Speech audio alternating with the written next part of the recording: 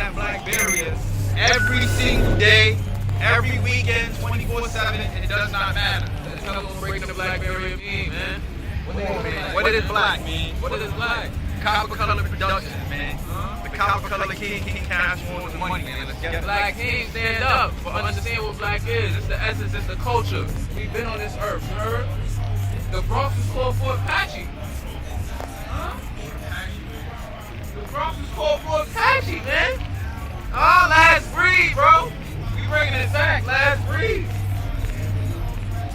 Really forever flying in this bitch, man. For the ancestors, baby.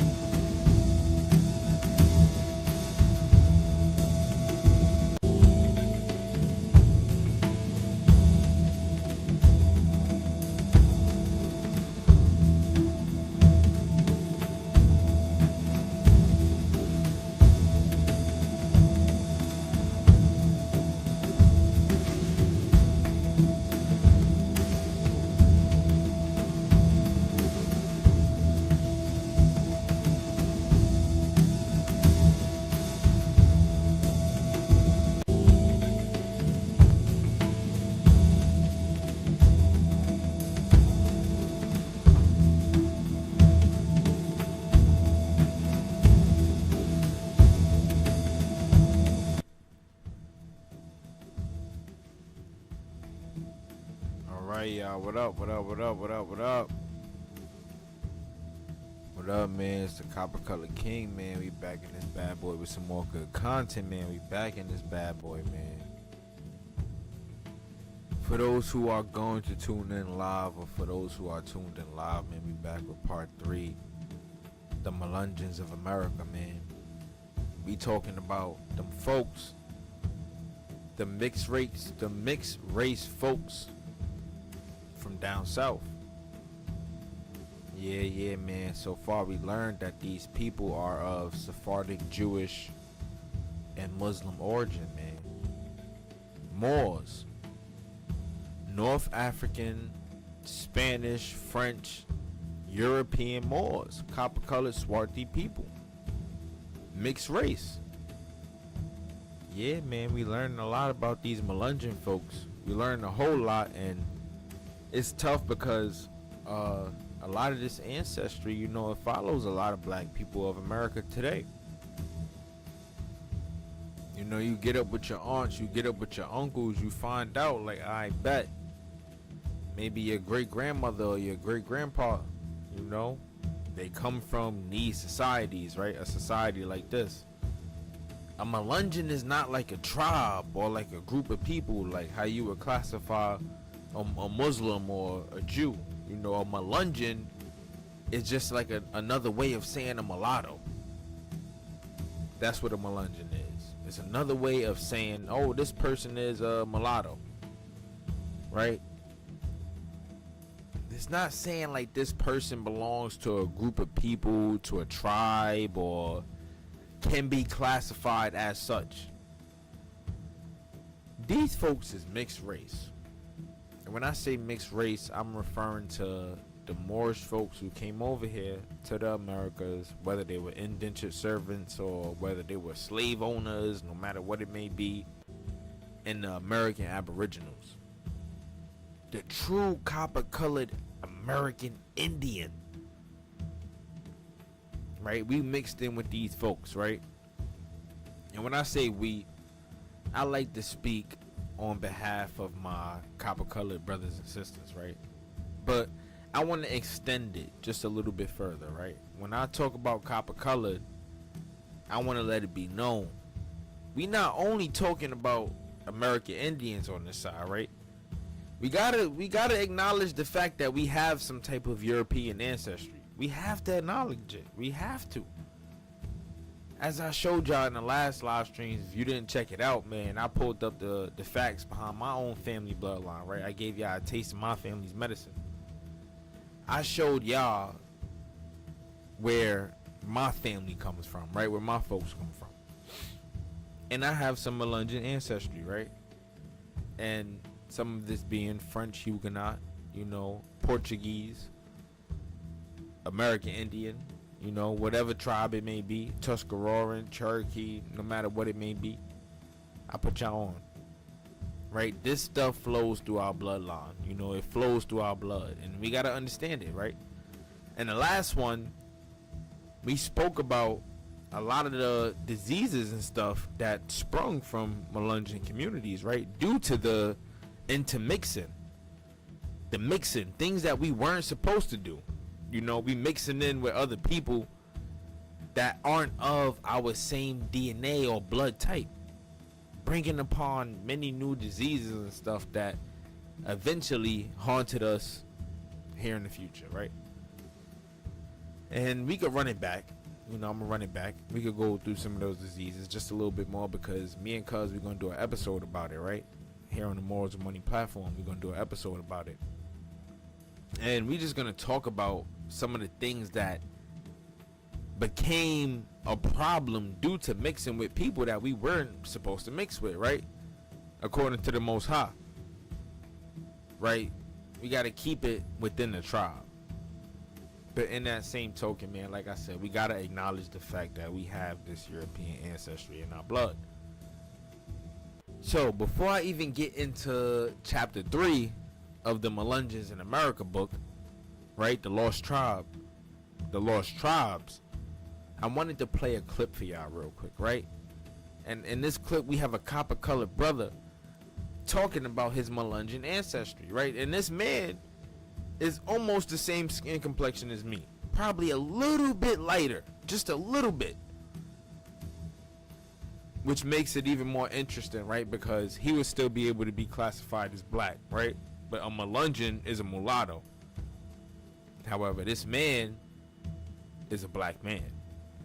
So this goes to show how far deep history goes for us, black people here in America. What is black? What is black when we have so many different ethnicities to hide behind, right? You gotta identify. Claim your set, claim your gang, claim your role. Like I continue to tell people, it's not a game over here, man. It's not a game over here. So let's continue, right? Like I said, I got a clip for y'all. I want to roll this clip before we get back into the book. Let's check it out. What it do, Chicken Stew, man? We live. It's the Copper Color King. This is the first and probably the last time I'm gonna ever show my face. Right? First and probably the last time ever. It's a good night tonight. I ain't gonna lie. Sipping on some margarita juice. I'm not a heavy drinker. You know, I'm against it, but we worked really, really hard to get to where we are on the platform, so I had to celebrate, right? In addition to that, I love the folks who've been supporting, so I wanted to kind of vibe out while we did this one, right? So let's continue. Oh, I lost a viewer because of that. Let's continue, though. Let's check it out, man. Let's do what it do. So, in the clip, it says, what does it mean to identify as Melungeon? Let's check it out. What does it mean to be Melungeon? In the mountains of Virginia and other Appalachian states, mixed-race people have long eked out a living, while questions about their intriguing origins have persisted. Multimedia reporter Billy Shields caught up with members of the Melungeon Heritage Association during a recent meeting. One person's identity at one moment in history might be a different identity in a separate moment. The way you were raised and the things that you were told about your own background, how did all of that play out in your own life? You might hear the term Melungeon, and what would that mean to you? I never heard that term other than my dad would talk about Ma Sally. Look at the brother. He would always say He comes from a Melungeon community, though. Check out his ancestors. Kind of give me this What story. that look like? She was an Indian or Native American, Indian, and much, if he you would ask always me, man. describe If her you as ask having me, this for sure. real long hair that came down almost to her waist in the back, and he just always described that, but didn't go into detail. That was it. It's like pulling hen's teeth from him, try to pull this information out. It was interesting, but still I didn't know a lot. But I think my dad was interacting with the cousins that he grew up with and knew and visited with, and it was just something that I don't think he even realized that was a missing link for me. And actually, some of them I worked with and didn't know I was related to them. Do you think it's a situation? He said some of these Melungeon folks he worked with and did not know he was related to them. That's crazy, right? Because it shows how far deep the mixing has gone. You done mixed in so much that your cousins are around you and you don't even know it. This is a copper-colored brother. Mind you, he just showed us an American Indian ancestor. This is the same story for the majority of us, right? And people call me pretendian, right? It's so funny because it's like, I'm not trying to sit here and claim that I'm 100% Aboriginal. None of us could do that, I feel, in my personal opinion, because there's some mixing down the line. But in that same token, we gotta pay homage. We gotta understand that we connect to this stuff in some way, shape, or form.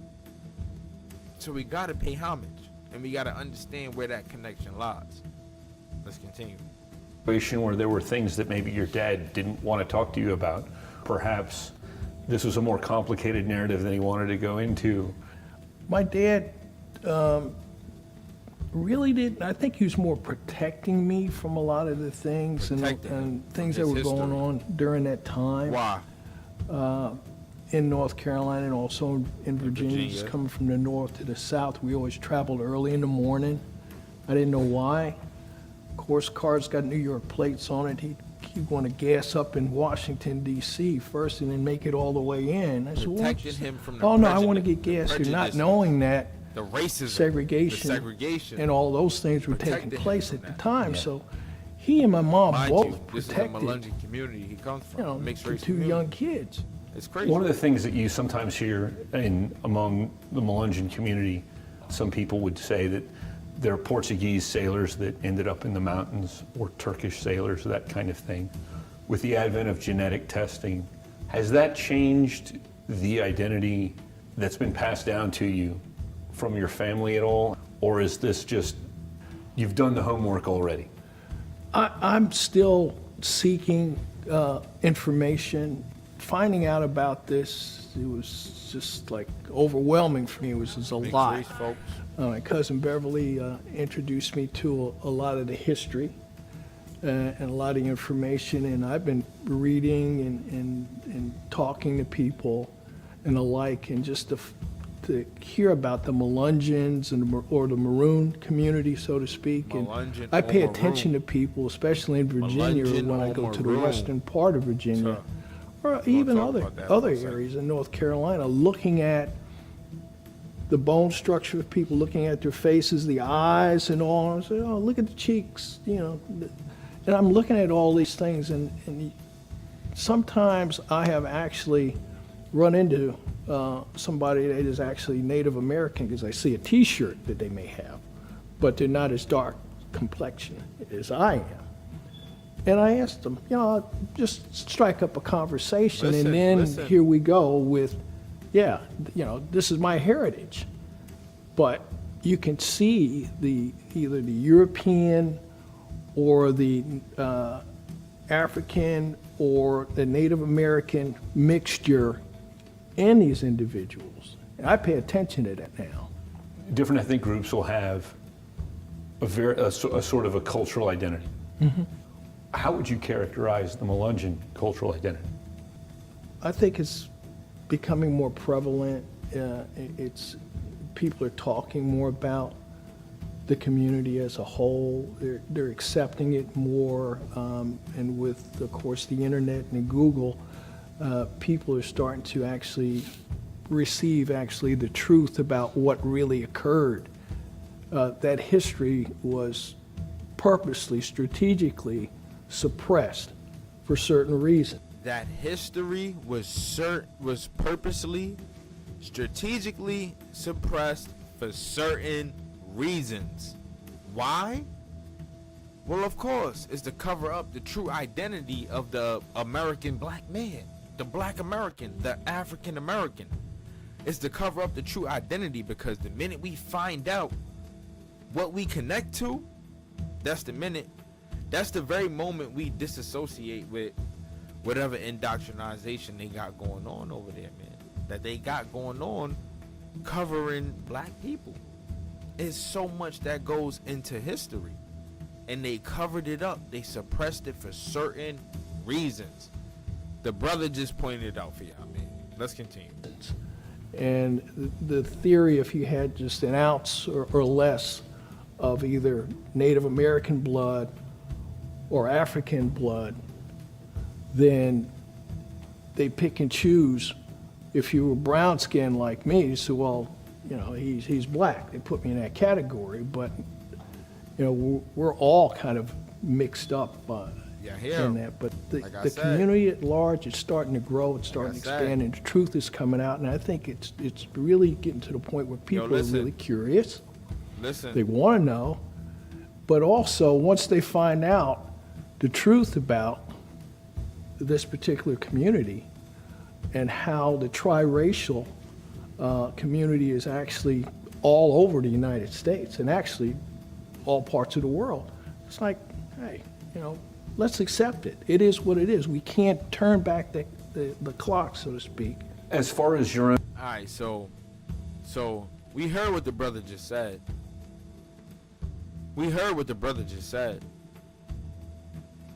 He just walked that down for us real quick. I ain't gonna lie.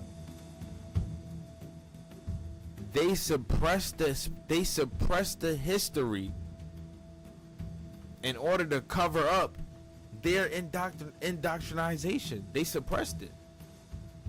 They don't want us to know the truth. They don't want you to know that you not an African, right? Pretty much. That you're a Melungeon, you're a swarthy European mixed with an American Aboriginal. For most people, for some people, right? For some people, this is not for everybody. For some people, They don't want you to know. They want you to stick to this African American hijack agenda. But we cannot continue to follow that, allow that to suppress us and hold us back from identifying with our truest self. We are, right? We are the Melungeons. We are the mulattoes. We are the American Indians. We are the American Aboriginals. As I'm pulling the same slideshow up in each live stream because it's something that we have to understand. We are the Melungeons. We are the American Aboriginals, right? Like I showed y'all, right? The European coats of arms. We went over those. But just to run it back real quick.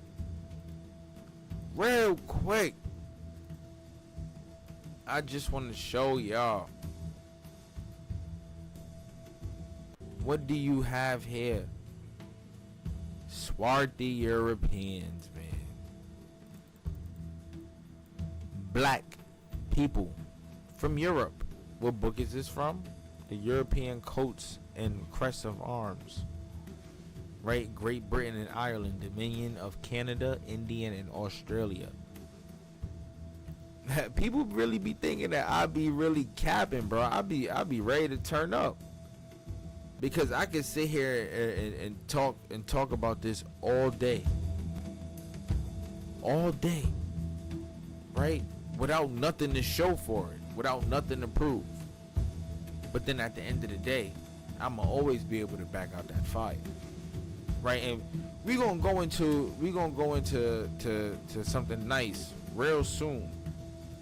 I got something nice coming for y'all real soon. And before we get into this Melungeons thing, right, I just want to introduce it for y'all. Right?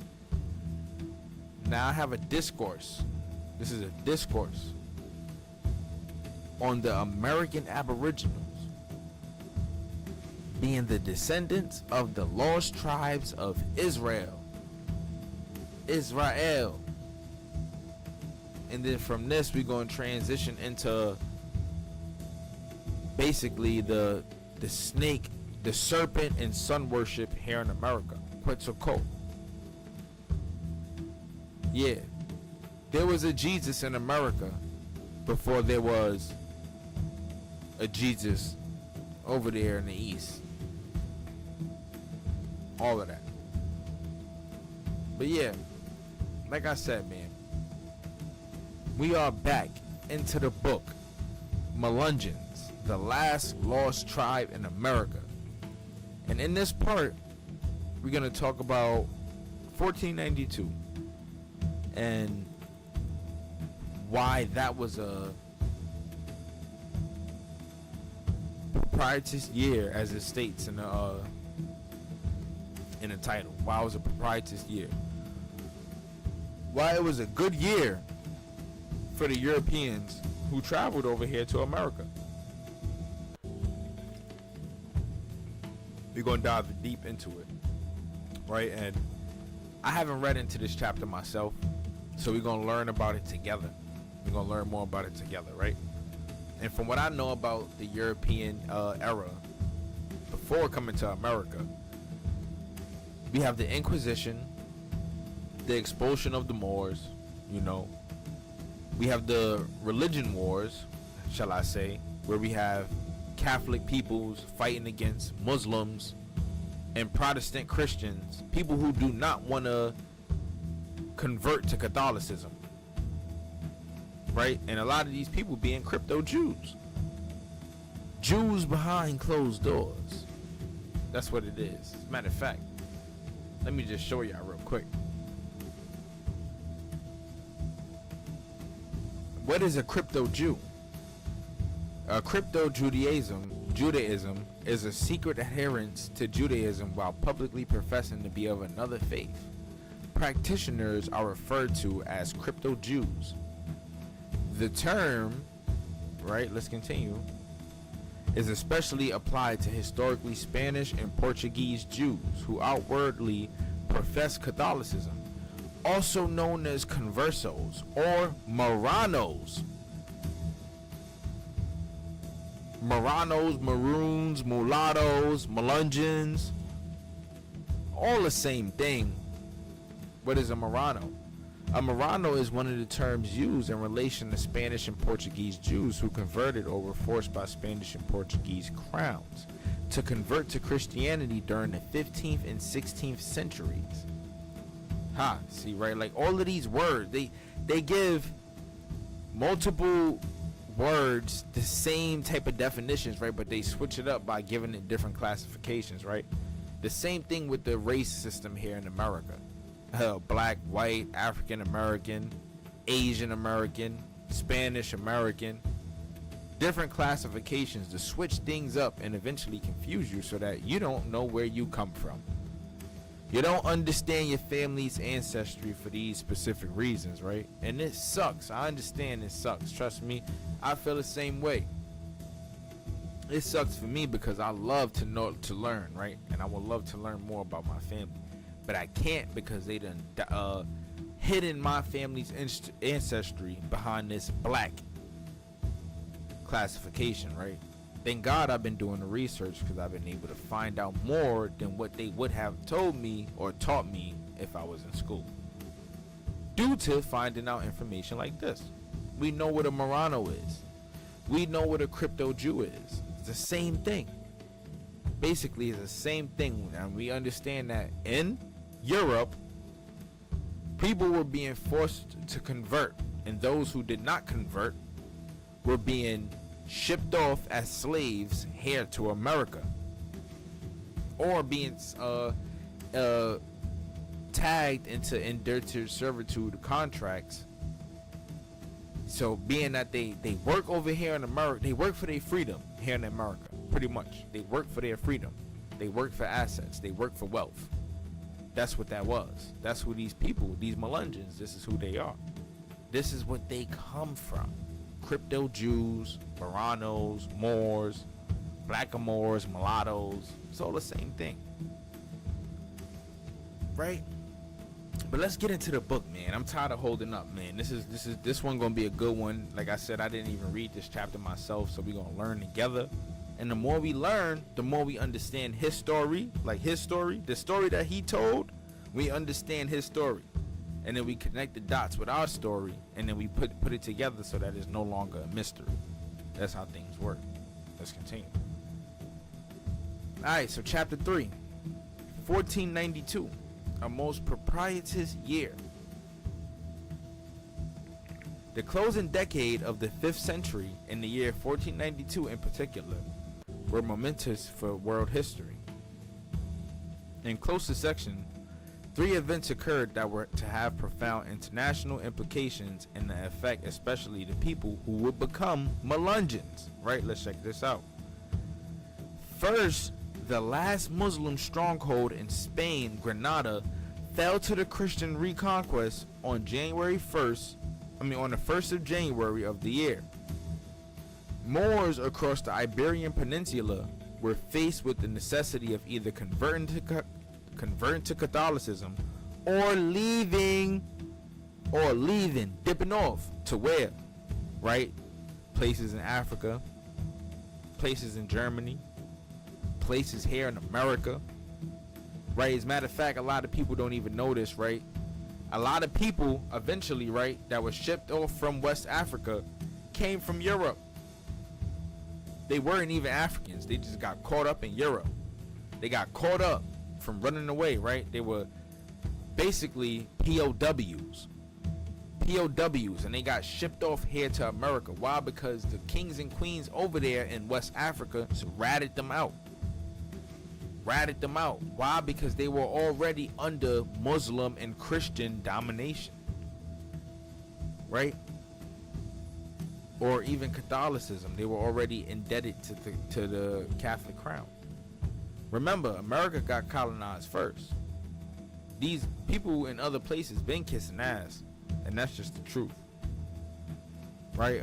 Where we at? Oh, one more thing too, right? this Granada. What do we know about Granada?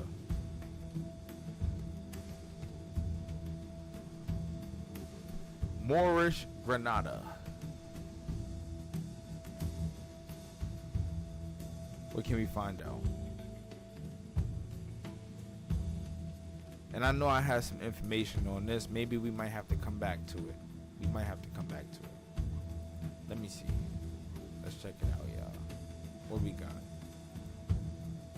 And I'm happy we could do this live, right? I don't mean to slow this up.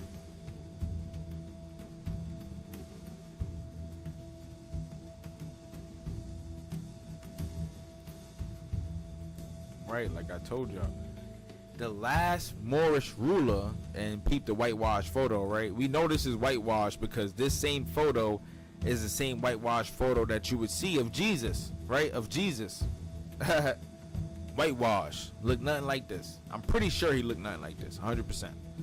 Right, but the last ruler of Granada was Abu Abdallah Muhammad the 12th, right?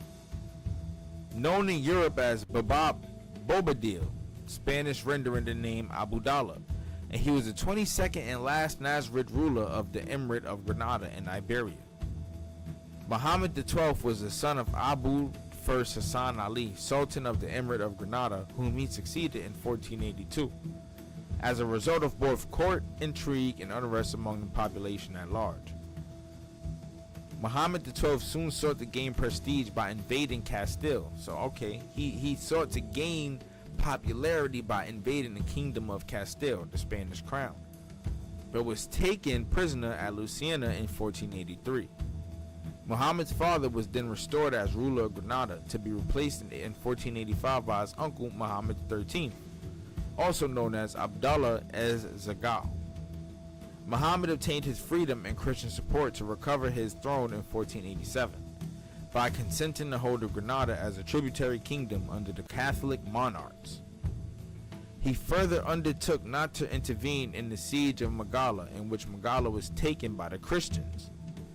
Following the fall of Magala and Baza in 1487, Al-Munakkar, Sobrina, and Almeria were taken by the Christians the following year. By the beginning of 1491, Granada was the only Muslim governed city in Iberia, so it sounded like he sold his people out. It sounded like he sold his people out in order to recover the throne. That's what it sounds like. In 1491, Muhammad XII was summoned by Isabel of Castile and Ferdinand of Aragon to surrender the city of Granada, which was besieged by the Castilians. Eventually, on the 2nd of January 1492, Granada was surrendered. The royal procession moved from Santa Fe to a place of little more than a mile from Granada, where Ferdinand took upon his position by the banks of Ganil. A private letter written by an eyewitness to the Bishop of Leon only 6 days after the event recorded the scene. The Moorish Sultan, with about 80 or 100 on horseback and very well dressed, went forth to kiss the hand of their highness.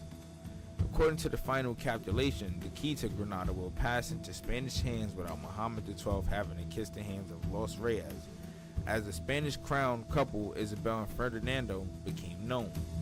The abominable mother of Muhammad XII insisted on sparing her son this final humiliation of kissing the hand of Isabel. And Columbus seemed to have been present during the surrender. After this, Muhammad XII went into exile. He went into exile. So it sounded like he sold his people out. And this is how a lot of the Moors and Jews over there in Europe ended up migrating over here to America. That's what it sounded like. Right, so back to the book. When they say, first, the last Muslim stronghold in Spain, Granada, fell to the Christian reconquest on January 1st of the year, this is the time that they are referring to. What we just left off of. Yeah. This is the time that they are referring to.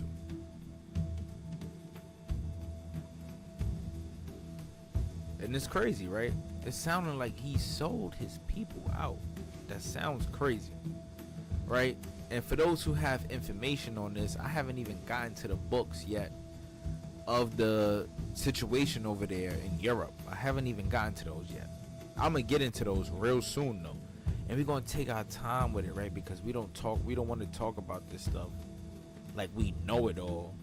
Like, we not just trying to make videos, you know. We trying to educate. We want to put people on in a timeline manner, correctly, properly, you know, so that we all understand history. So going back into the book, right? Moors across the Iberian Peninsula were faced with the necessity of either converting to Catholicism or leaving, right? Second, by the end of January 1492, the Spanish Inquisition was instituted, directed primarily at first against Jews and Christian heretics.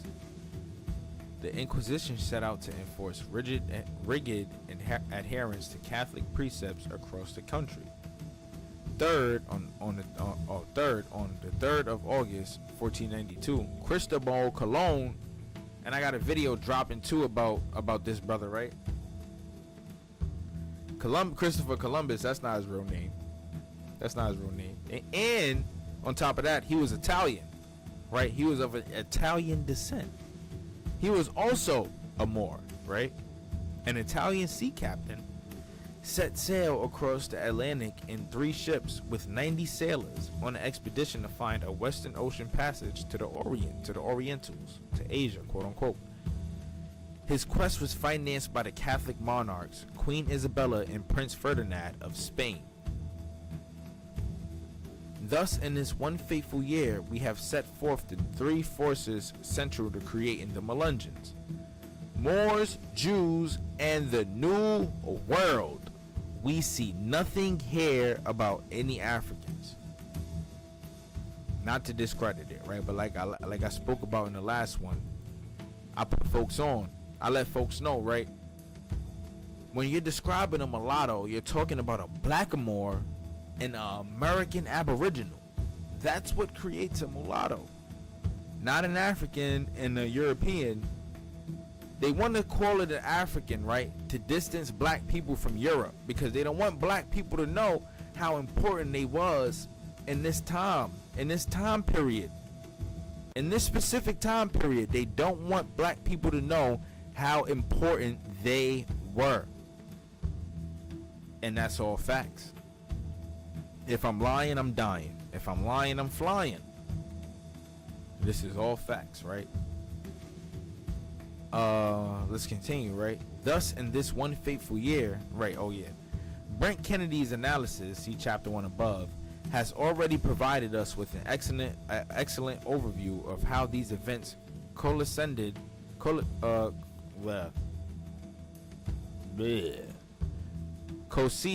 into the, drop a comment if y'all can pronounce that for me, coincided into the arrival of the persons on the American shores who would come to be called Melungeons. The purpose of this chapter is to provide some additional commentary and documentation concerning who exactly these people were, where did they originate, what was their culture, and what did they take from the old world to the new. Woo! We about to go in with this one, baby. Hot fire. This is good information, so let's pay attention, right? And I'm gonna be making a lot of references, so we're gonna run through this one pretty slow. All right, so they're talking about the Berbers. Who are the Berbers? Who are the Berbers? The Berbers, and they're gonna show us those hijacked pictures, man, all hijacked. The Amzagi or Amazighan are a group of distinct ethnic groups indigenous to North Africa who predate the arrival of the Arabs. Who are the Arabs? The Arabs are those, right? The ox on the corner store, right? For those who don't know about New York, the light-skinned Indo-European, right? This is a Arab, not a black man. That's why they say before these people. Before these people. Before these mofos who claim to be Arabs now, right? They claim to be Arabs now, but man, for those who know, you gotta understand, man. They hijacked the entire copper-colored diaspora. It's an entire hijack, right? But yeah, they predate the arrival of the Arab migration to the Maghreb. Their main connections are identified by their usage of Berber languages, most of them mutually unintelligible, which are part of the Afro-Asiatic language family. They are indigenous to the Maghreb region of North Africa, where they live in scattered communities across parts of Morocco, Algeria, Libya, and to a lesser extent Tunisia, Mauritania, northern Mali, and northern Niger. These people are not African. They are not African. So when you're looking at these places on the map, let's just remember, they are Berbers, Moors. They are not Africans, not the new Arabs. Those who are indigenous, they are not Africans. So let's keep that in mind. Let's continue. So let's first consider the Berbers, who, when they crossed the Straits of Gibraltar in 710 to conquer Spain for Islam, became known as Moors. Right? Some Melungeon peoples. Yeah, a lot of y'all may have an uncle, right, who may look like that. Right? According to Brett and Fentress, the Berbers were and remain a group of loosely aligned tribes dwelling in northern Africa. While some dwell high in the Atlas Mountains, branches of Atlantis, that's why they call it the Atlas Mountains, but we're going to get into that in another one. I got some fire for y'all. Where they subsist as herdsmen. Others, such as the Tuareg, have operated across Saharan trade caravans since earliest times. Although each tribe has to some extent its own dialect and cosmology, Berbers as a whole have a decentralized social structure based upon kin groupings. They are fierce, resourceful warriors who frequently feud with other tribes. They also are patriarchal and greatly value tribal anatomy. In many respects, their lifestyle resembles the Celtic culture of the Scottish Irish, which may have made their cohabitation with members of this ethnic group in rural Appalachia comfortable and mutually appealing. Why are they the same? Well, because the indigenous Scots and the indigenous Irish folks would be considered Moors as well. They share the culture. Not only did the Berbers dominate Spain, but they dominated most of Europe. And let's not remember what I like to point out to people. This man right here is the description of indigenous European. This is Cheddar Man. That's a black man, right? We see him on the street. You see the color of his skin. No matter the blue eyes, you look at the nose, the hair, everything about it tells you that this man is Negroid.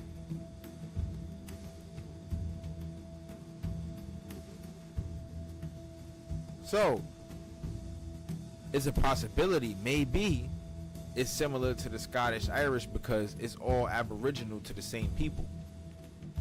Huge possibility. We can never sleep on it, and this is why we do the research.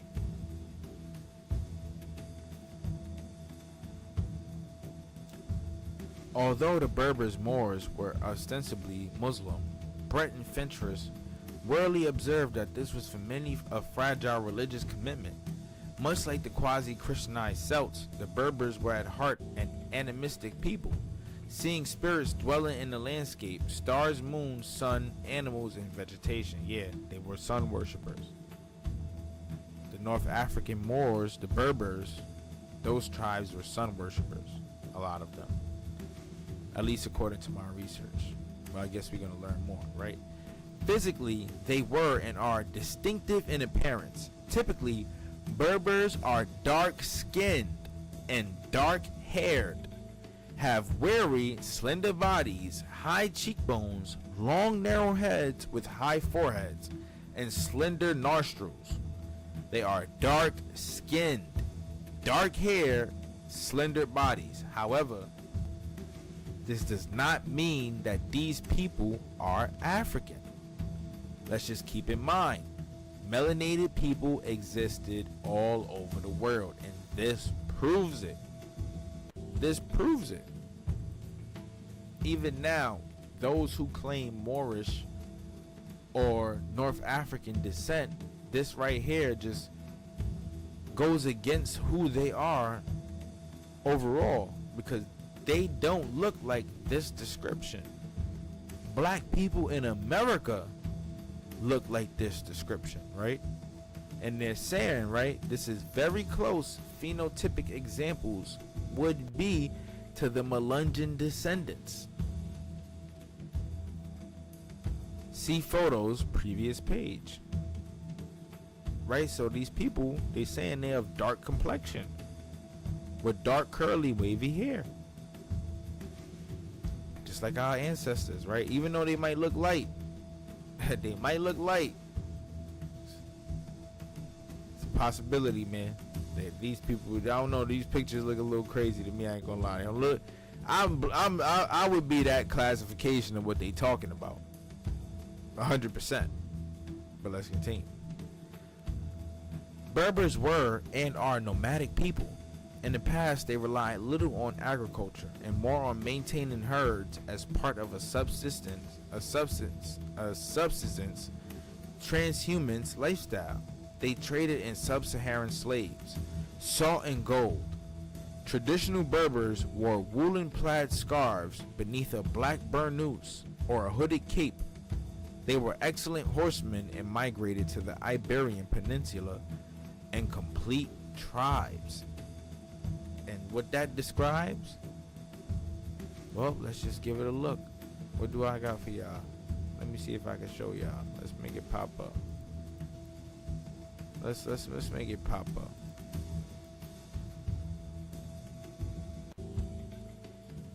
What does that describe?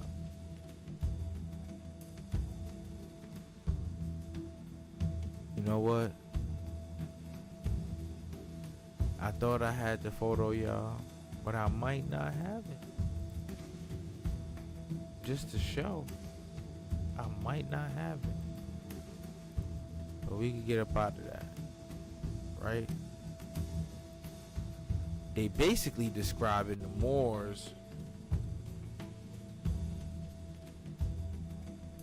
that you see with the turbans.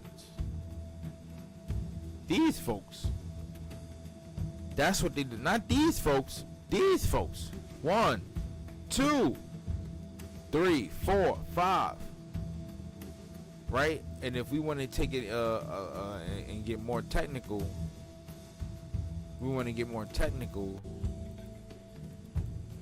that's why I like pulling up the facts, man. Right? Folks just wearing little Yamin, they little Yamins, they little headdresses. They headdresses, these blackamoors, these swarthy Europeans, right? That's what they describe it, man. Don't shoot the messenger. Right? Plaid scarves beneath a black burnous or hooded cape.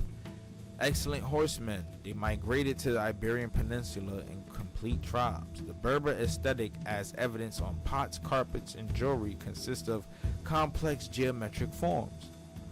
Work within the tribe clan is accomplished in communal mutual fashion, much as was common in the early Celtic communities, including the Appalachian, Scots, Irish. Why is it common? Why? Like I just showed y'all. Because these Moors, right, they were Scottish and Irish as well. Right? The Black Irish. The Black Irish, the Black Dutch. Like I showed y'all in the last live stream, right? Go check it out. For those who didn't see it, man, I played the entire clip for y'all. Just to give y'all an introduction on who the Black Dutch was. But then we even got the Black Irish, right? Those folks over there in Jamaica, right? They over there in Jamaica, And the Caribbean islands, we know the Caribbean islands were populated by black Europeans. They were the first slaves. And as we continue to go down these timelines, I'm gonna pull out the facts for that. I got videos on that stuff for y'all, man. Black Europeans, these Moors, these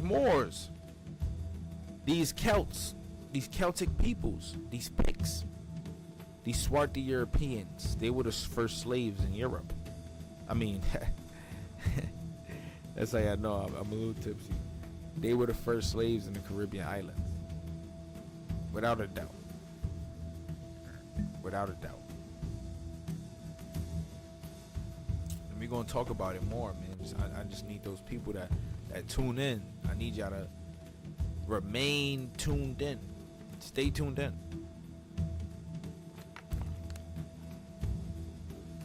Right, what else I got for y'all? The preferred location for their villages is in a remote mountainous region. Their homes are built facing a central courtyard within a fortified enclosure. Brett and Finchers write, Berber villages are regularly found on an almost inaccessible summit dominating the valley. Defense and a desire for isolation from their neighbors must have been predominated in the choice of site.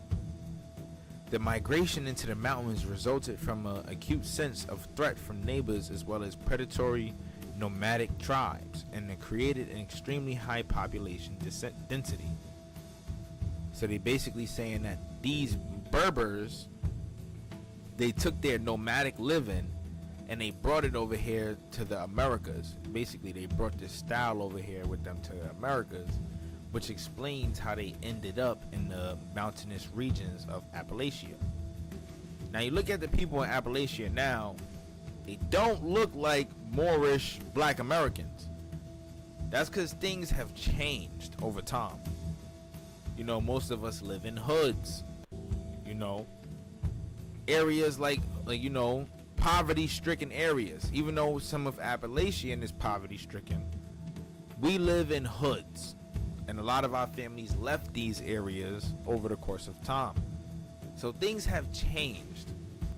However, this would further, like I said, explain why they started off in mountainous regions, you know, in order to isolate themselves from people who could further reduce the population they were trying to create. These people were trying to survive because they were coming from situations where they could not survive. Even though some of them were slave owners. Let's make that clear. The Berber household design was also distinctive. According to Brett and Finchers, the only excavated example of an early medieval Moro settlement comes from Spain. In Valencia, the castle or Hisen of Uxo shows a number of extremely simple dwellings, 1 or 2 room houses, clustered but not touching, and backed against the hillside where possible, and front terraced open space over the functions of a courtyard. The Moors and the Jews. This is going to be a juicy chapter as well. Well, part of this chapter. Remember, we're in chapter 3. For those who are tuning in, we are in chapter 3 of the book of Melungeons, the lost tribes here in America. The Moors and the Jews. The material from Brent Kennedy, chapter 1 above, well describes the Berber Moorish invasion of Iberian Peninsula in 710 and their subsequent presence there until the end of the 1400s. What I want to add to his discussion is some additional detail that will help our understanding of Melungeon origins.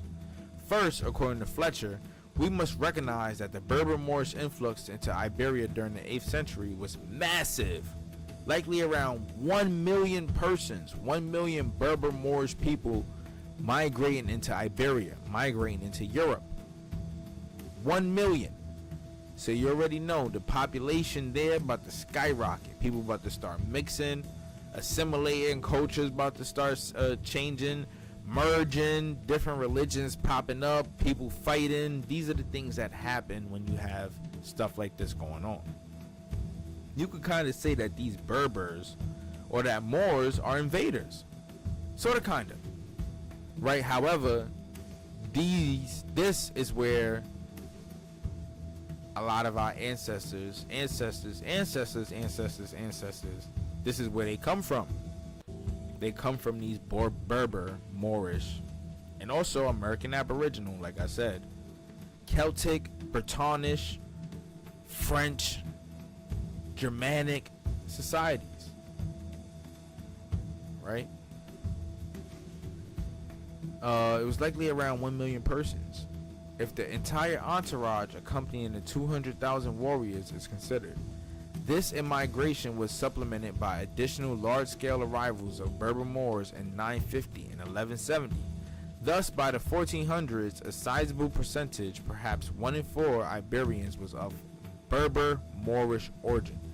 So they're saying 25% of Iberia by the 1400s was a mix of Berber Moorish people. And this is not to say that majority of the Berbers and the Moors came from North Africa. A lot of these people were migrating from the south, coming from Britain and Ireland, you know, escaping the same prosecutions, escaping the same stuff, and fleeing to places where they know is safe, right? And that being places like Spain at one point, France, if I'm not mistaken, not Spain, France, Germany, places like that where they know they were safe, you know, up until a certain point in time. So these people are mixes of multiple copper-colored people that come from different places all over that part of the world, over the east, over there in Europe. We can't just automatically sit here and put this claim on them that they African, because that's not entirely true. A Berber is not an African. Actually, Berbers existed before Africa was even called Africa. Something to think about, right? They've been along just as long as America been here. Ancient America, the true old world. Right? Let's continue. The Jews. A second important element in Iberian society was the Jewish community, which had been there since the 1st century AD. According to Fletcher, the Iberian Jews were engaged in widespread trade throughout the Mediterranean.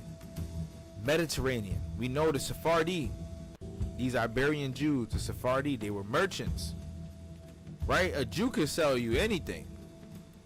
They could sell you anything. The shirt off their back, the drawers off their balls. They could sell it to you. Right? Let me put y'all on.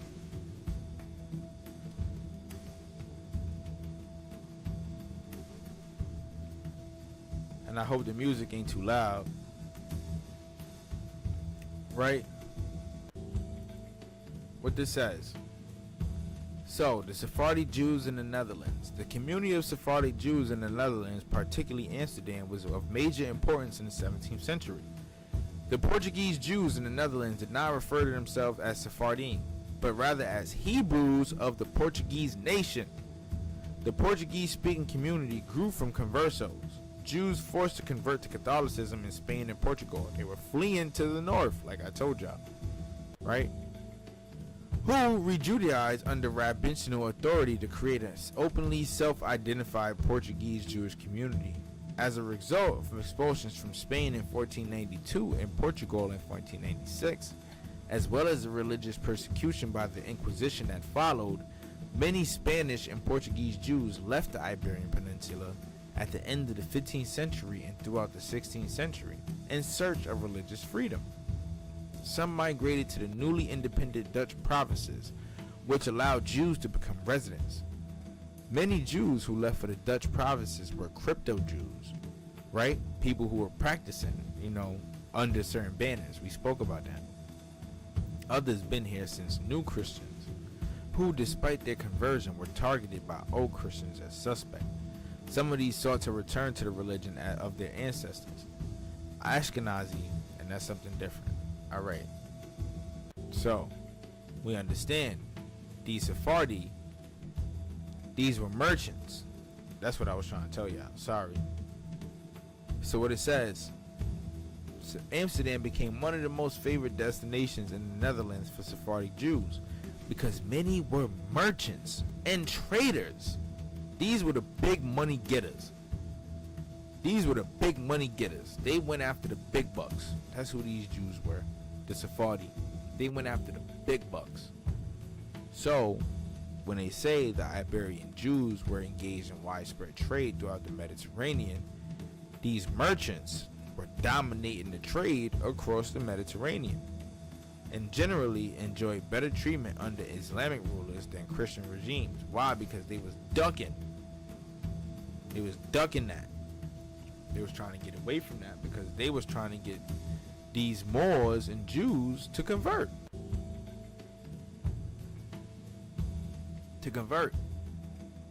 So under Christian and Catholic crowns, they weren't able to conduct business, but they were allowed to freely trade under the Islamic rulers. Thus, they were happy with the Moorish arrivals and quickly turned to assist in a new Islamic administration whenever possible.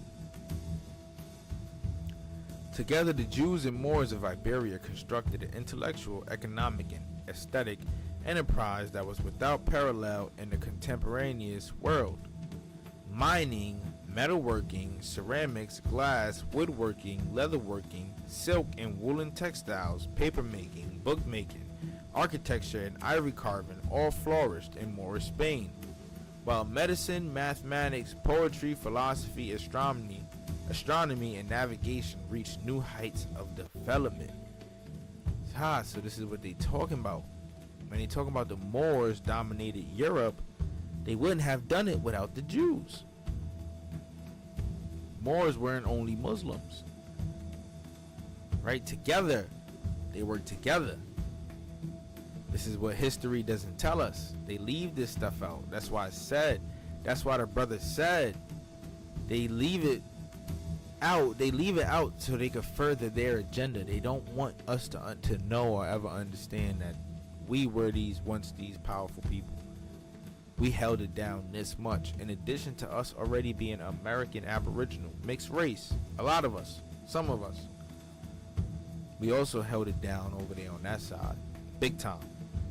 We were the creators of the society that we see over there today. They just made it a very demonic, negative thing. Ooh, let me stop it right there. Slow down, big dog. Slow down. We don't want them sniping us up out of nowhere, man. I ain't trying to take it there. It's late. It's late. Let's continue, right? The Inquisition. So they're gonna talk about the Inquisition now. The flourishing of human creativity, however, came crashing to an end with the Christian reconquest of the peninsula. The fall of the last Moorish stronghold of Granada in 1492 signaled the death knell of this unrivaled period in the Mediterranean cultural efflorescence, a span that had lasted 700 years. They dominated Moorish Spain, or the Moors dominated, and it said it lasted for 700 years, big dog. Long time, man. No wonder why they hate on us so much. Concurrent with the reconquest came the attempt by their most Catholic monarchs, Ferdinand and Isabella, King Ferdinand and Queen Isabella, to purify their kingdom of its Islamic and Jewish taint. As Roth keenly observes, the many Moorish and Judaic bathhouses and houses of worship used to purify the body and spirit were quickly closed down and replaced with doctrinaire Christian dirt and cathedrals.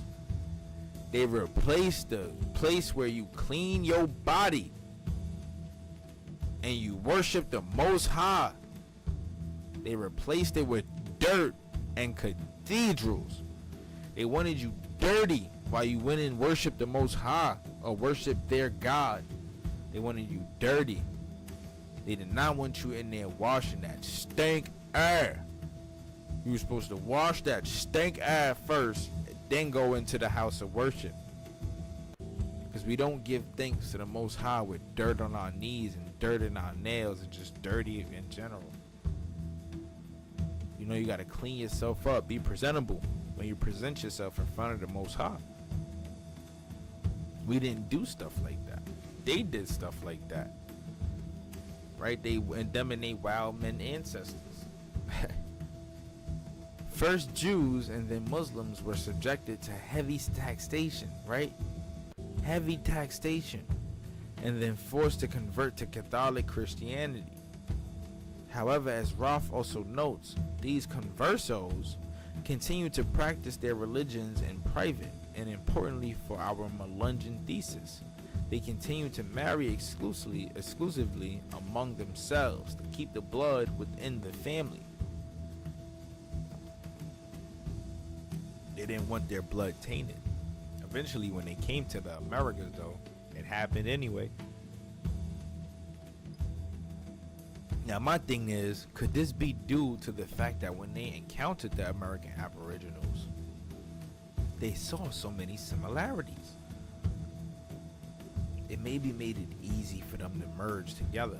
But when I look at my family ancestry, I see records that say the family were slaves and some records that say the family was family.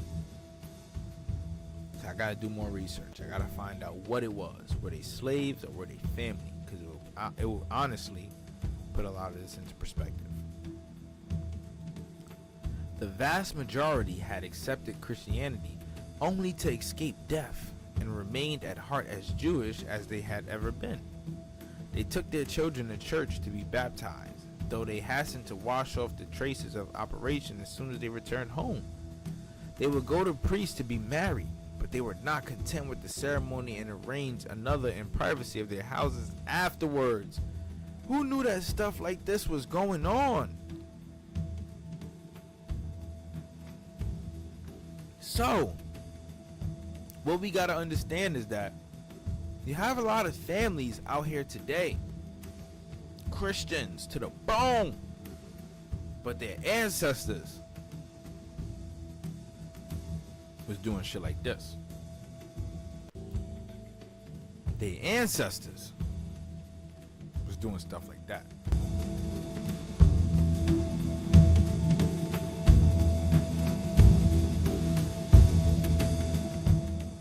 Their ancestors was practicing Christianity in public, but praying to Yahweh in private, or practicing Islam. I mean, not Islam. I mean, yeah, Islam in private. But yet we be in them churches today, losing our minds, going crazy.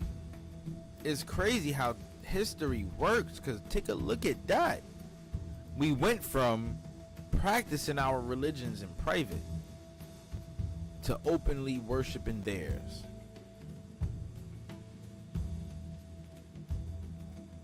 That is indoctrination, ladies and gentlemen.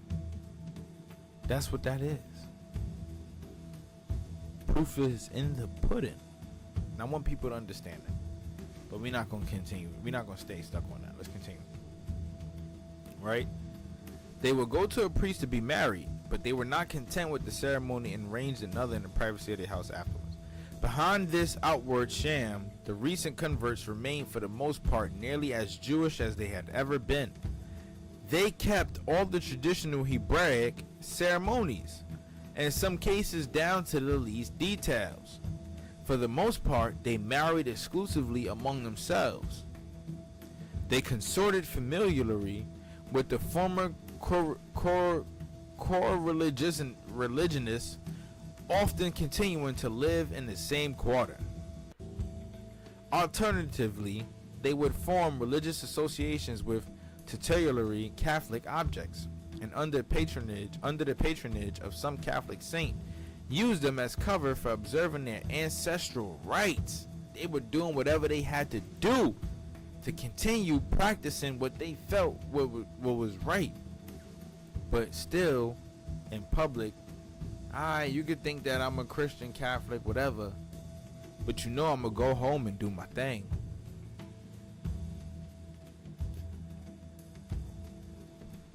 And they're saying that these people who were partaking in these activities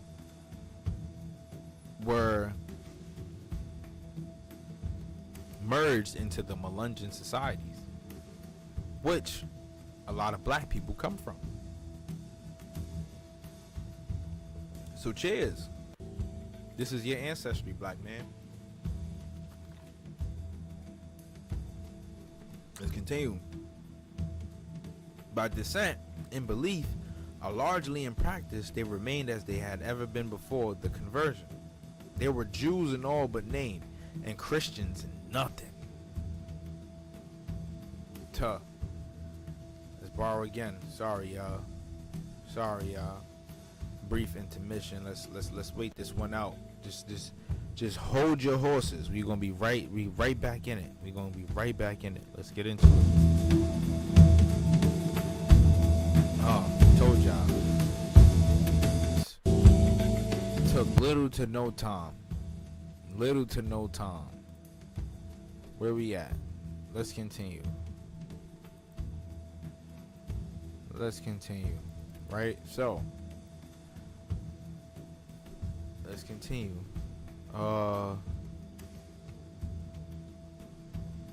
Christians in nothing but form. Moreover, they were able to transmit their point of view to their children, who were as little sincere in their Christianity as their fathers had been. In Jewish life, they were known as Enuism, Enusim, or the Forced Ones. But as they were through the streets, the pure-blooded Spaniard would scowl after them. Marrano, he would mutter, with expectory contempt. The word is an old one meaning swine in both its literal and figurative sense. Marrano, young Jew. And you seem. Let's Google this one.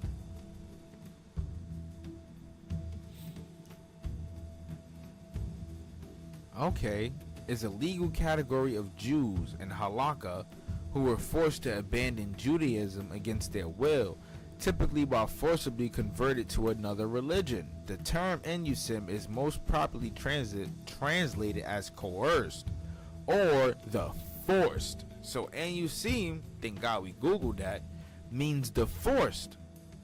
Right? Like they said, the forced ones. Like they said.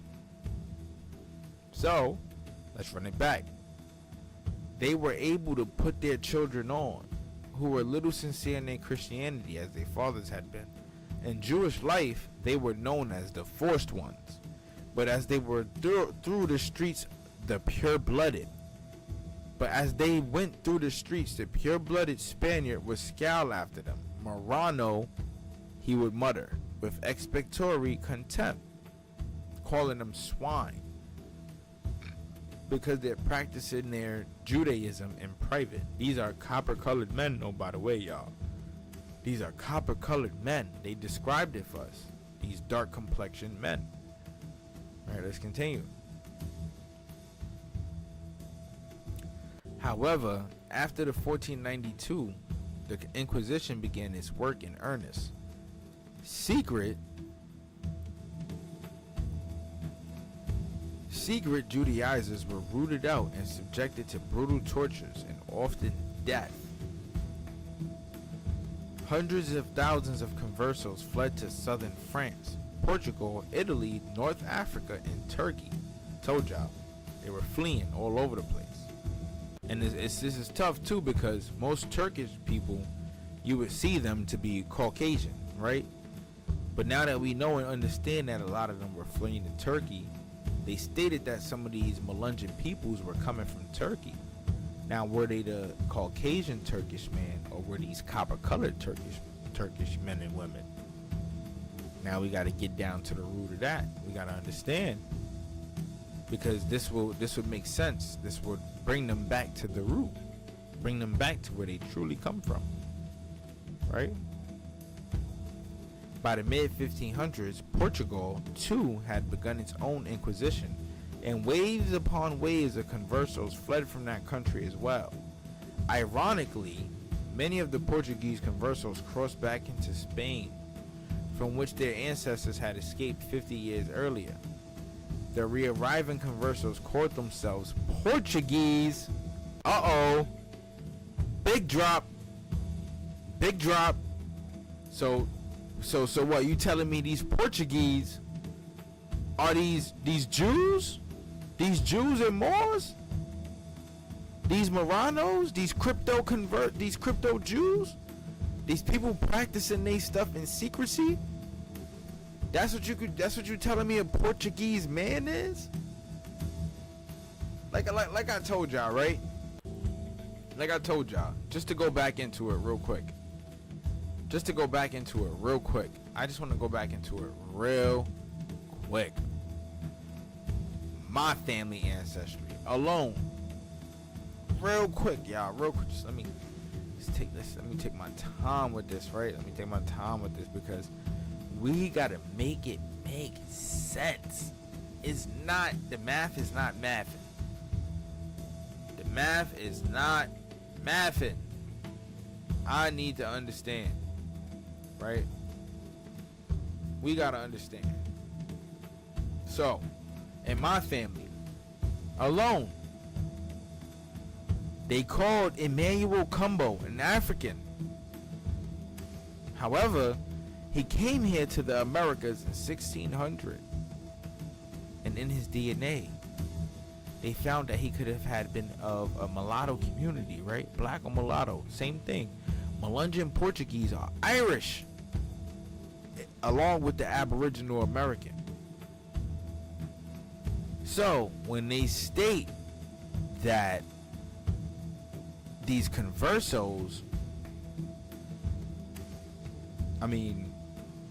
though these conversos, once they fled and came back into Spain, they ended up being identified as Portuguese. Then who are the Portuguese that came to the Americas? Are these Jews and Muslims? It's making sense now. See the black on black slave trade makes sense now. It makes sense now. Like I said, we're gonna learn a lot going through this one, man. We're gonna learn a whole lot, and this is why it's important. We just learned that many of the Portuguese conversos crossed back into Spain from where their ancestors had escaped 50 years earlier. The re-arriving conversos called themselves Portuguese. So these crypto Jews, these Jews and Moors, ended up identifying themselves as Portuguese, and it is likely in this way that those who became Melungeons gave their ancestry as Portuguese. What did I just show y'all? Melungeon Portuguese or Irish, Scottish Irish, all Moorish,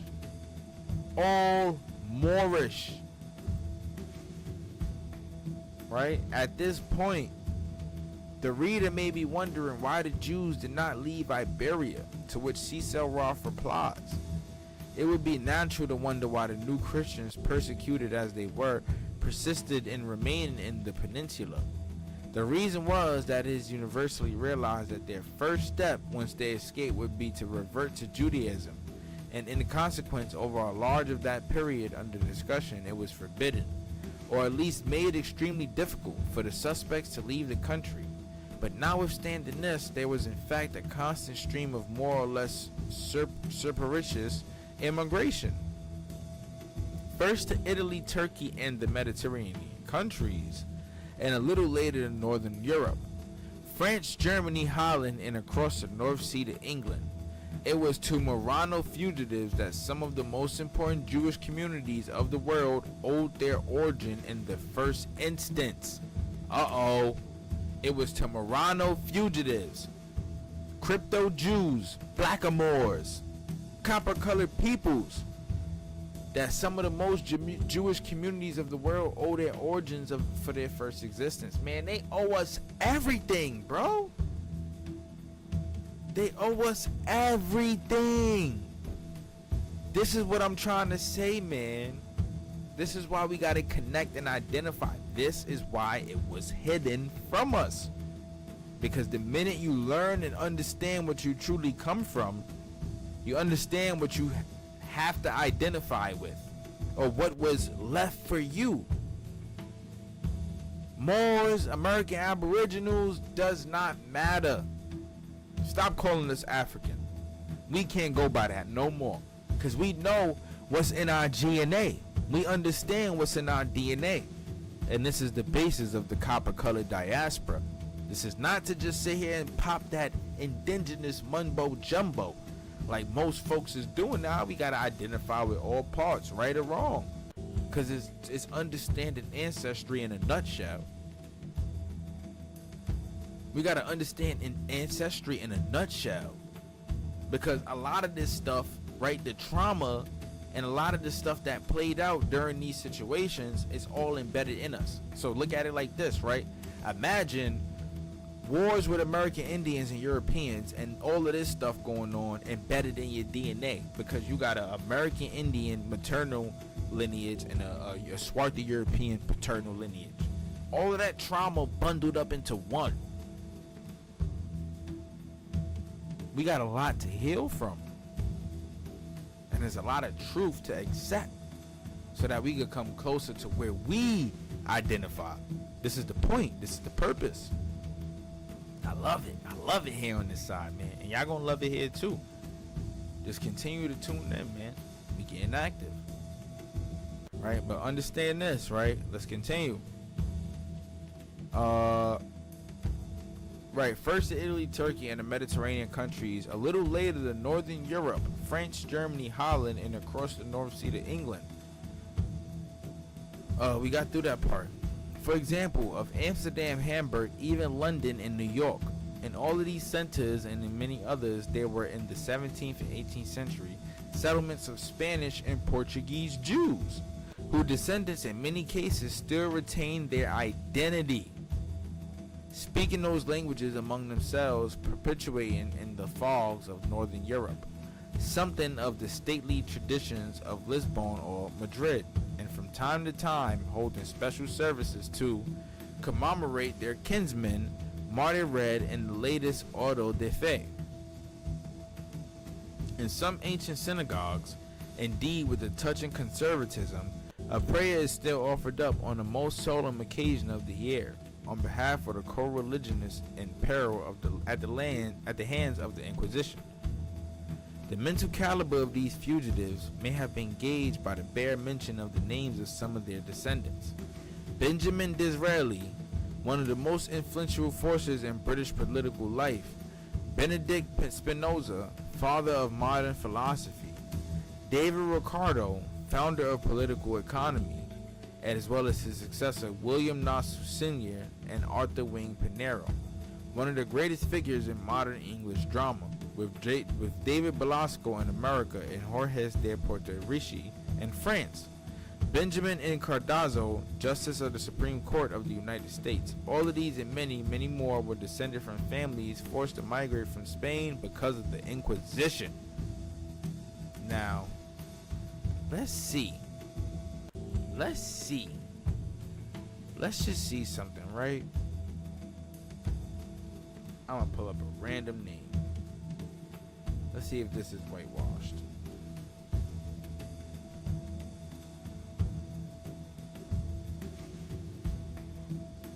What I tell y'all, man. You can't run away from this shit, bro. It's crazy. Excuse my French. Sorry, y'all. I'm so sorry. I apologize. I don't mean to be on this cursing, man. I don't mean to be on this cursing. I'm sorry, y'all. By the mid-1500s, having hounded most of the Judaizers out of the country or burning them to death, the Inquisition turned its attention to the secret Muslims or Moriscos dwelling in Spain. Moriscos, this same word, you would see it pop up in a lot of texts regarding the history over there in South America. As we go deeper into that, we're going to see this word pop up a lot.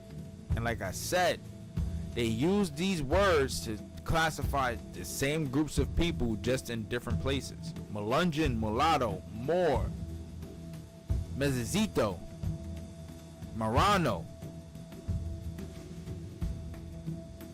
All the same thing. Mixed race people, all the same thing.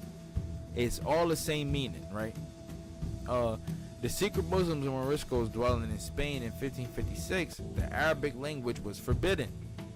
Moorish apparel had to be discarded, and the baths which had been the pride of Moorish Spain were destroyed. They destroyed the baths. These some dirty mofos. Out of all things, you destroyed a bath? You destroyed a bath out of all things? The bath? You stink. That's what I got to say. You stink. The bath? Oh man, bro, I don't know what I could do without the bath. That's how I know it's just the swarthy Moorish American Aboriginal in me. I gotta wash up. You destroy the bath, I'm gonna want to fight. That's it. I will literally create an uprising by myself if you destroy the bath. I don't even like when the water go off here in the jets. I get real upset and angry. And I don't want to do anything. I don't even want to leave my house because I can't wash my hair. So they destroyed the baths. They stink. Right? Moors were rounded up and distributed in small groups around Spain. Their houses and lands forfeited to the crown. As Roth writes, the political power of the Moriscos was thus broken once and for all. Yet many of the Moors, just as the converso Jews, continued to practice their religion in secret. Even with you stealing the baths, we still gonna worship the Most High. Because at the end of the day, we gotta give thanks to the man who created us. Every single day. He gave me that bath just as fast as it got taken away. So I know if I have faith, I'll get another one. And look, right? And this is to my ancestors, right? They destroyed your bath, my ancestor, right? Look, I take nice long showers for you now. You will never have to go through that again. Because I wash. And I did this for you. That's a fact. Let's continue. Just have to do a heart-to-heart for y'all real quick, right?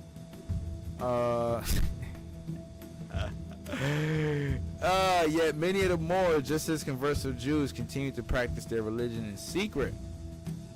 The Spanish authorities responded in April 1609 by banishing all Moriscos. See, now this is around the time when they start making their way here to the Americas. Even though they've been sliding with Colombo in the 1400s, 1490s, this is where a lot of our ancestors start touching down here in America. Let's continue.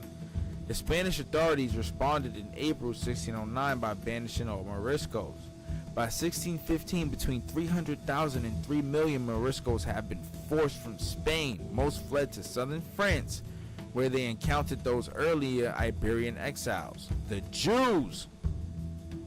So these Moors and Jews, they run into each other again. Columbus and the New World. Thus we have a situation in 1492 for the next 50 or 60 years in which many hundreds of thousands of Spanish Jews and Muslims are exiting or being tossed, chased, or harried out of Iberia with few options as to destination. Where to go? How about the New World? Roth writes, right? It is an undoubted fact that the discovery of America in 1492 was to a large extent a Marrano enterprise. There is an old legend to the effect that Isabella the Catholic raised the money required by means her court jewels, but as been pointed out, it would be more accurate to substitute Jews for the last word. Oh, check that out. Isabella the Catholic raised the money required by the means of her court Jews.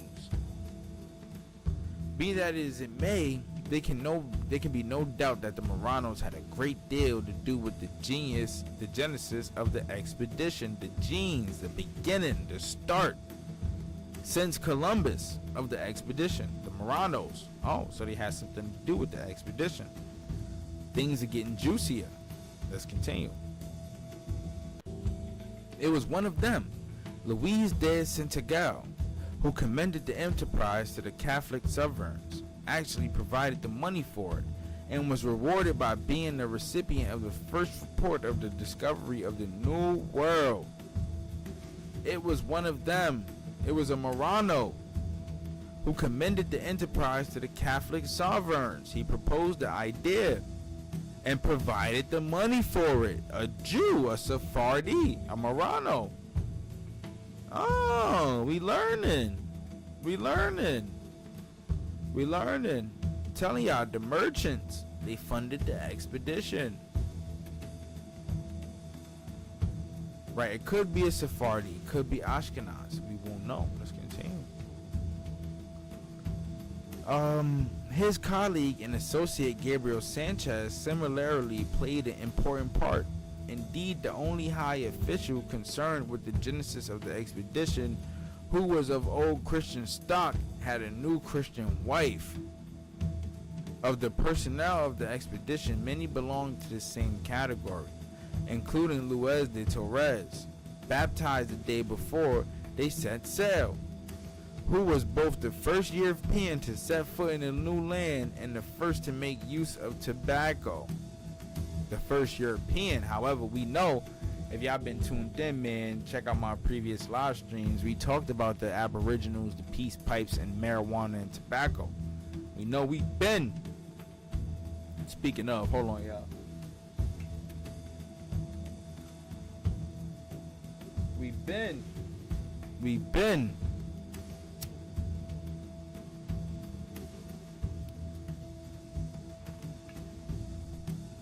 dealing with the peace pipes, man. And Mestre Bernard, the ship's physician, who had not long before figured at trial on the charge of Judaizing. In the circumstances, it was not remarkable that crypto Jews from Spain were eager to seize the opportunity of finding a fresh home and openings in the new continent. Crypto Jews looking for a fresh home here in America. Looking for a crib here in America.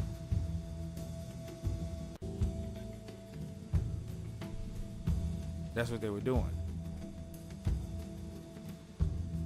The immigration began at an early date, and there were even Marrano conquistadors in the little band which followed Cortez to conquer Mexico. Big drop. Now we finding out. Hernan Cortez had Moorish, Jews and Moors. Jews and Muslims, Moors, copper-colored peoples, along with him when he went to go conquer Mexico, when he went to go conquer the Aztecs,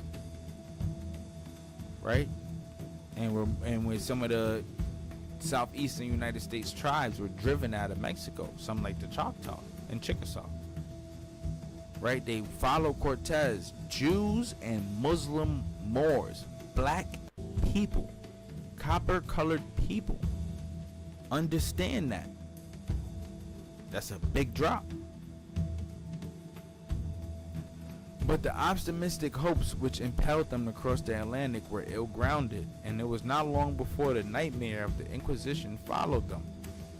As early as 1515, a Marrano was brought back from Hispaniola, West Indies, with his family to face trial at Seville. This is in France. In 1528, the first act of faith, that is, Inquisition ceremony, was held in the New World, and 2 Spanish Marranos, including one of Cortez's old followers, were burned in Mexico City, while another was reconciled. In 1569 and 1570, Philip II of Spain secured the establishment in the city of Mexico of an independent tribunal of the Inquisition of those models of those which flourished in his European dominions, for the purpose of freeing the land which had become contaminated by Jews and heretics, especially of the Portuguese nation. Oh my God! Philip II of Spain secured the establishment of the city of Mexico of an independent tribunal of the Inquisition on the model of those which flourished in his European dominions. They wanted to free the land which was contaminated by Jews. Portuguese men and women who found homes in Mexico, right? King Philip of Spain, the Catholic King of Spain, wanted to demolish all of the Muslim Jews and Moors that were finding homes in Mexico. Madness, bro. I don't know what made them hate our people so much, but it's madness, right? Thus, it was small wonder that persons of Jewish or Moorish heritage in the early Spanish colonies would tend to be wary of practicing their religions openly. Yeah. Them Caribbean folks, like I said, your ancestors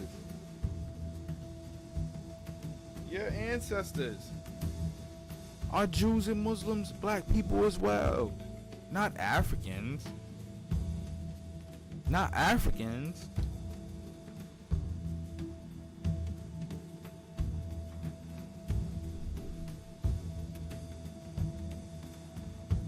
Right? So what? It is also likely they would choose to live at the edges of those settlements, as far from the center of political and religious authority as possible. They wanted to live off the grid, basically. And so, via Spanish expeditions or through France, Holland, England, or Germany, or via Turkey, Italy, or Morocco, there descended upon American shores from the mid-1500s to the 1700s a motley crew of Sephards and Moors at different times from different ports, possessing different means and abilities. They came to America, and some of them, it seems, made their way to the Appalachian Mountains. And there we have it, y'all. Chapter 3 of the Melungeons, the Lost Tribes. We just learned a whole lot. We learned a whole lot in this one. They gave us so much drop. Right? We know what the crypto Jews are, the Marranos. Those being the same people. How, due to the Inquisition, they made their way over here to America. Not only that, but we learned that these people are copper colored. These Melungeons, these Sephardi Jews and Moors came over here, created a Melungeon society, mixed race peoples, mixing with the Aboriginal American Indians,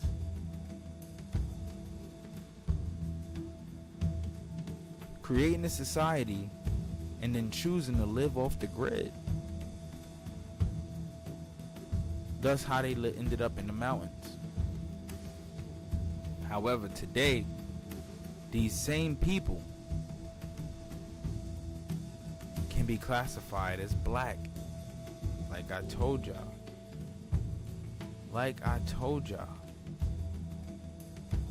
Let's go back to it. These are my ancestors from the Melungeon communities. Right? And if you don't follow me on TikTok, I know y'all see that follow on all platforms, Copper Colored King. Make sure y'all go follow. I put it up. That's Louisia and Cypher Deloach. I'm gonna keep making this reference. And they classified them as mulatto, Blackamoor, American Indian, a Melungeon, a mulatto, a Marrano, Sephardi, Sephardic Jewish origins. That's what it is. Let me see if I can give y'all some more. Just some more background on me and where I come from, where my family comes from. So y'all can see how much of a not game that this is, right? This is not a game, right? These from the Deloachers, the swarthy Europeans, right? Was the son of Thomas West of Beeston in Nottinghamshire. He came over here to the Americas. Right, and I got more on this stuff here, man, but y'all just gonna have to tune in. Stay tuned in, man. Like I said, man, we dropping so much more content. I'm getting into more books, you know. I'm gonna be referencing to the discourse of the Aboriginals here in America being compared to the Israelites, the Hebrews, the Jews of Israel. The history of the Cherokee, we're gonna dive back into the history of the Choctaw, Chickasaw, and the Natchez. I even got an even better one, right? I got the mound builders, their works and relics coming real soon. And a lot of correlations I'm gonna be pulling from the history of the Choctaw, Chickasaw, and the Natchez book. I mean, when you see the same stuff in multiple articles, right, in multiple historical texts, that's when you could point out the truth. And that's what we see in these articles, in these books, shall I say. So for those who tune in, I need y'all to like, comment, and subscribe, man. Run them numbers up, drop these comments. Let's get these communities going on. Copper Color community, I want to get these conversations busting, man. Follow me on Instagram, TikTok, subscribe to YouTube, all platforms, Copper Color King. And make sure you subscribe to the Morals of Money YouTube platform for creators, because this is where most of this content is going to be at, especially the live streams. You're going to see it on all platforms, like I said. You want to be a member, tap in. And if you got kids, I got them coloring books coming real soon. And in these coloring books, right, you have so many different figures, right? And in these figures, you can see phenotypically that they represent Negroid peoples, something that your son and daughter would love to see. And even though they can't understand it, they'll be able to relate to it. And that's what it's all about. It's all about the image. What image do we create for our youth to look up to? Let's change that image, and let's get in tune with our ancestry, our historical side. Get in tune with your ancestry so that you can bring that out. Shed light on those that you love and those who stand in your community. The Copper Color community, man. Like, comment, and subscribe. I love y'all, man. Stay tuned for the next one. If you was tuned in for this one, I know you're going to be tuned in on the next one, because it's going to be some fire. Got y'all. Let's get it, man. I love y'all. Let's do it.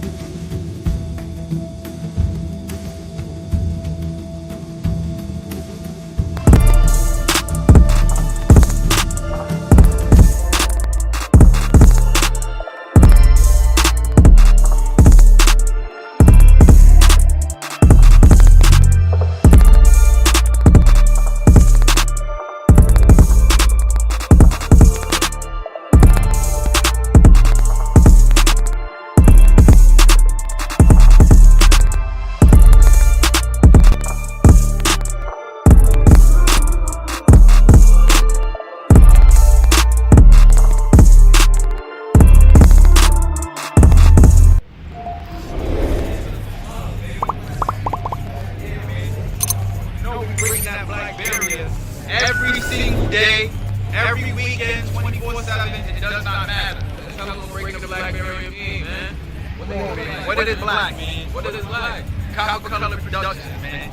The Copper Color King cash more money, man. Let's get Black King, stand up for understanding what black is. The essence is the culture. We've been on this earth, you heard? The Bronx was called for Apache. The Bronx was called for Apache, man. Last breed, bro. We bringing it back, last breed. really forever flying in this bitch, man. For the ancestors, baby.